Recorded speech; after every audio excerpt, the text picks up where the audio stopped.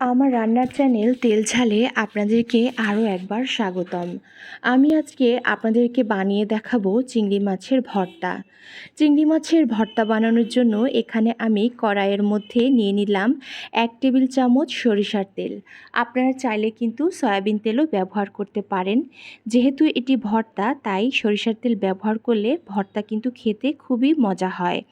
এখানে আমি দিয়ে দিয়েছি শুকনা মরিচ 8 থেকে 10টি। মরিচগুলোকে আমি ভালোভাবে ভেজে নিব। আপনারা যে যতদূর ঝাল খেতে পছন্দ করেন বাড়িয়ে কমিয়ে নিতে পারেন। এখানে আমার ঝাল ভাজা কিন্তু হয়ে গিয়েছে। এখন আমি একটি পাত্রে তুলে রাখব। একই তেলের মধ্যে এখন আমি দিয়ে দিব রসুন। এখানে রসুনের কোয়া নিয়েছি আমি 8 থেকে 10টি। রসুনের কোয়াগুলো একটু ভেজে এর মধ্যে আমি এখন দিয়ে দিব চিংড়ি মাছ। যেহেতু আমি খুব ছোট চিংড়ি মাছ ব্যবহার করেছি সেহেতু চিংড়ি মাছের কিন্তু আমি মাথা লেজ কিছু ফেলিনি, কিন্তু চিংড়ি মাছগুলোকে আমি খুব ভালোভাবে পরিষ্কার করে ধুয়ে পানি ঝরিয়ে নিয়েছি। চিংড়ি মাছগুলোর মধ্যে এখন আমি দিয়ে দিব স্বাদ মতো লবণ এবং সামান্য হলুদের গুঁড়ো। হলুদের গুঁড়োগুলো দিয়ে চিংড়ি মাছগুলোকে আমি অল্প আঁচে লাল লাল করে ভেজে নিব। আমার চ্যানেল ইতিমধ্যে যারা সাবস্ক্রাইব করে ফেলেছেন তাদেরকে জানাই আন্তরিকভাবে অনেক অনেক ধন্যবাদ।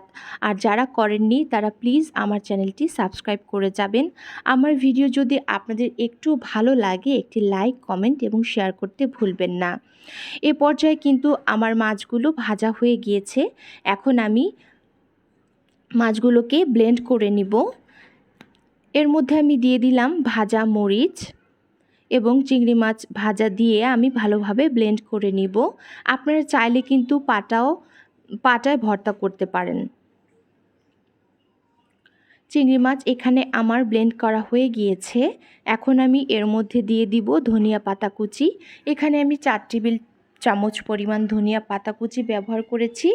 আপনাদের স্বাদ মতো নিয়ে নেবেন, যে যতদূর খেতে ভালোবাসেন। তার মধ্যে আমি একটু সরিষার তেল দিয়ে ভর্তাগুলো ভালোভাবে মাখিয়ে নিলাম। পরিবেশনের সময় একটু আমি সরিষার তেল দিয়ে দিয়েছি। দেখুন খুবই অল্প সময়ে এবং খুবই সহজভাবে হয়ে গেল চিংড়ি মাছের ভর্তা। আপনাদের মূল্যবান সময়ের জন্য অনেক অনেক ধন্যবাদ।